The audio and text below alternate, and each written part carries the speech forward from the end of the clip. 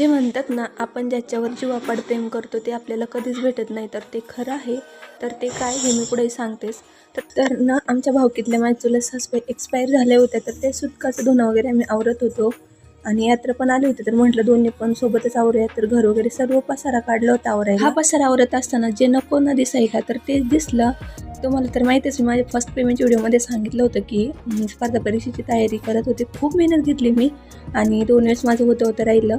2024मध्ये एक्साईजमध्ये माझं झाल्यासारखंच होतं, पण ते पण थोड्यावरनं केलं.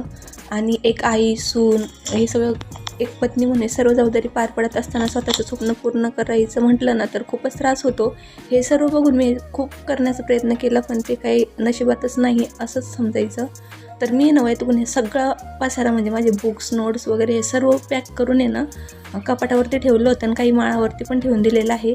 तर हेच माझं पहिलं प्रेम. माझं खूप स्वप्न होतं की एखादा गव्हर्नमेंट जॉब मिळवण्याचा स्पर्धा परीक्षेत थ्रू, पण तो काही माझ्या नशिबातच नव्हता आणि हेच माझं पहिलं प्रेम होतं.